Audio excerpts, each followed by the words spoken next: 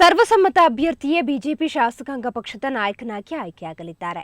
ರಾಜನಾಥ್ ಸಿಂಗ್, ಅರುಣ್ ಜೇಟ್ಲಿ ಇಂದು ಬೆಂಗಳೂರಿಗೆ ಆಗಮಿಸಲಿದ್ದು ನಾಯಕನ ಆಯ್ಕೆಯನ್ನ ಅಂತಿಮಗೊಳಿಸಲಿದ್ದಾರೆ.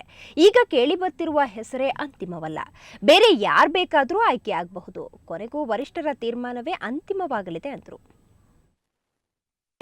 ಇವತ್ತು ನಮ್ಮ ಕೇಂದ್ರದ ನಾಯಕರು ಇವತ್ತು ರಾತ್ರಿ ಬರ್ತಾರೆ. ಇಲ್ಲಿ ನನಗೆ ತಿಳಿದ ಮಟ್ಟಿಗೆ ಸರ್ವಸಮ್ಮತವಾಗಿ ನಡೆಯುತ್ತೆ.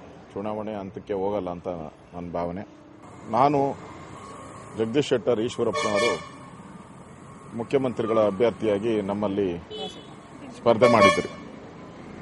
ಸೊ ಅದಾದ ನಂತರ ನಾವೆಲ್ಲ ಒಟ್ಟಿಗೆ ಕುಳಿತು ಮಾತಾಡಿ ಅನಂತಕುಮಾರ್ ಅವರು ನಮ್ಮ ಜೊತೆ ಸೇರಿದ್ದಾರೆ. ಸೊ ಎಲ್ಲರೂ ಒಟ್ಟಿಗೆ ಕೂತ್ಕೊಂಡು ಮಾತಾಡಿ ಜಗದೀಶ್ ಶೆಟ್ಟರ್ ಅವರು ಆಗ್ಬೋದು ಅನ್ನೋ ಒಂದು ಅಭಿಪ್ರಾಯವನ್ನ ಮೂಡಿದೆ. ಈಗ ಬಿಜೆಪಿಯಲ್ಲಿ ಯಾವುದೇ ಗೊಂದಲಗಳಿಲ್ಲ. ಇಂದು ಹೈಕಮಾಂಡ್ ನಾಯಕರು ಬೆಂಗಳೂರಿಗೆ ಆಗಮಿಸಲಿದ್ದಾರೆ. ಶಾಸಕಾಂಗ ಸಭೆಯಲ್ಲಿ ಸರ್ವಾನುಮತದಿಂದ ಆ ನಾಯಕನ ಆಯ್ಕೆಯಾಗಲಿದೆ ಎಂದು ಬಿಎಸ್ ಆಚಾರ್ಯ ಹೇಳಿದ್ದಾರೆ. ಬಿಜೆಪಿಯಲ್ಲಿ ಯಾವುದೇ ರೀತಿಯ ಬಣಗಳಿಲ್ಲ ಎಂದ ಅವರು, ವರಿಷ್ಠರು ಎಲ್ಲ ಶಾಸಕರ ಅಭಿಪ್ರಾಯ ಸಂಗ್ರಹಿಸಿದ್ದಾರೆ ಎಂದರು.